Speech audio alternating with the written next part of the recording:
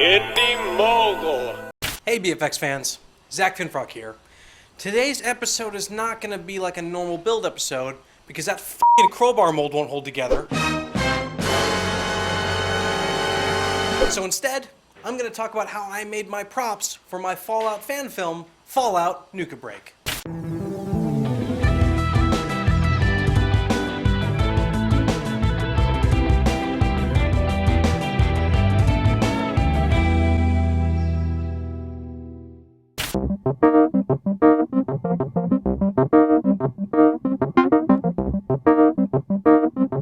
Alright, I just want to let everyone know again that this isn't going to be a normal build episode with like a shopping list and, super time-lapse, things like that.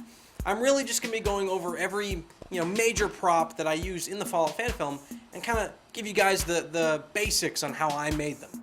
And I know this has been requested quite a lot actually, and I've picked up a couple names, so let's read them. Mr. Samster 911, Zombie Horde Media, Alien 1999, Fishizzle Boy, Iceman 300C, Gas Harlock, Victory 1333, and Tickle My Cow. Alright, so let's start with what has been requested specifically by those people. The Pip-Boy 3000. I didn't actually build the Pip-Boy from scratch. I did some research online and I found a prop replica forum online that is just a big community of people who specifically make things, from things, replicas. I was able to find a guy who made resin casts of a Fallout clock that came with the survival edition of Fallout 3. And I contacted him and I bought a resin mold from him for about $50. Then after I got that, there was a lot of sanding involved and painting. And then once I did that, I basically had my Pip-Boy. Now as you can see, it's a resin cast. There's nothing holding it together. I had to figure that out on my own.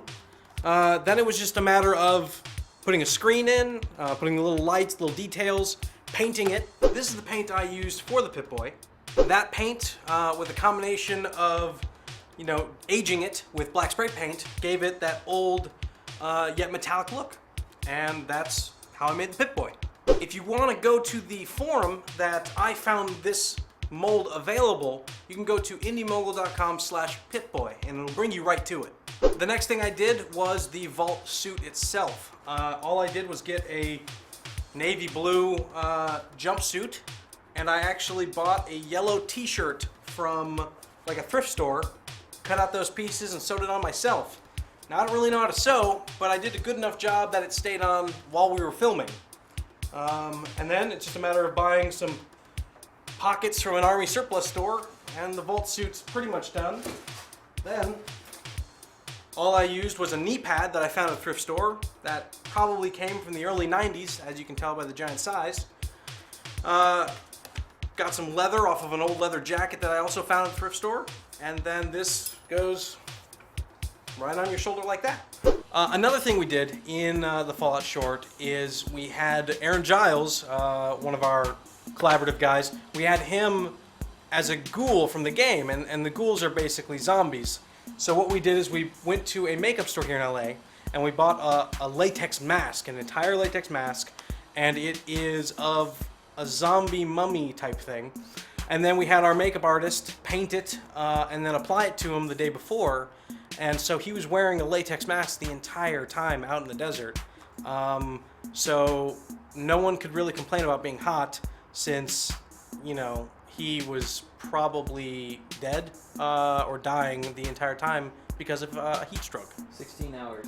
16 hours he wore that mask in about 95 to 110 degree weather because we were in the middle of the Mojave Desert.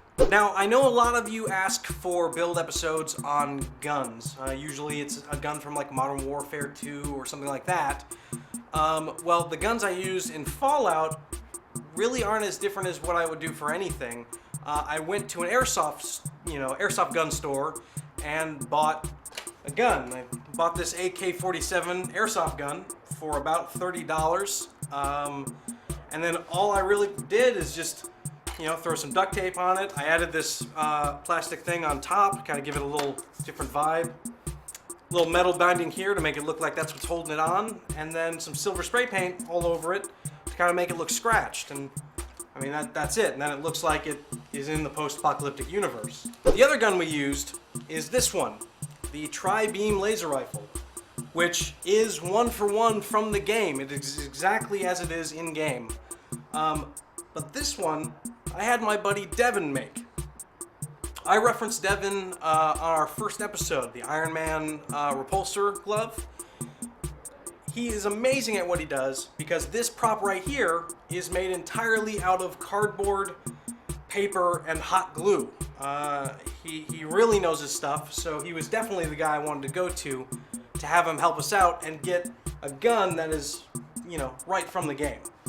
If you want to go see his stuff, you can go to featherweightcosplay.com and you'll see all of his stuff on there. He's got a gallery, and you can contact him if you ever want him to do something like this for you. Another prop that I made that is a specific thing from the Fallout universe is an iBot, which is a flying droid. It's kind of cool because our first BFX episode was about a flying droid. What I did was I bought a globe from a thrift store. I peeled off all of the paper that was the map on the globe. So then I basically had a cardboard sphere. Then I started gluing all my things to it, all the little details. I found old antennas that would go on TVs. I found those at thrift stores. I found a basket that I cut up for the grill for the front. Pretty much a lot of just, you know, thrifting and shopping at dollar stores to kind of find all the little details. I mean, I had everything on there from a whisk to rubber door stoppers to cable from like a telephone wire, just to kind of give it all that authentic look. Then I spray painted silver. I added some darkening, some like dirty, you know, marks on it because it'd be out in the desert.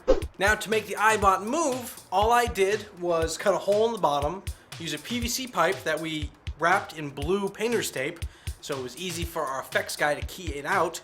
And then we just walked around with it on the pole, very much like we did for our first audition episode for Backyard Effects, the flying droid build. Well, that's about it for the Fallout props. Now I do want to talk a little bit about the foam rubber crowbar build that was supposed to air this week. Well, actually it was supposed to air last week, but then it got pushed to this week because the mold kept breaking. I'm reaching out to the fans. You know, I want to see if you guys have any tips for me, you know, maybe any ideas. Feel free to make a video comment or, you know, just a regular comment. Put them in there because I am reading them because I do want to make this work. And, you know, now I'm reaching out to you guys. Maybe you guys have, you know, an idea, maybe something I haven't tried before. So just go ahead and leave those down in the comment section below. That's it for this different episode of Backyard Effects. If you want to see the newest episode of Backyard Effects, click this video right here. If you want to see our fan film, Fallout Nuka Break, click this one right there. The 2 videos. If you have anything else to say, go ahead and leave a comment below, and I will see you guys next week with a regular build episode of Backyard Effects.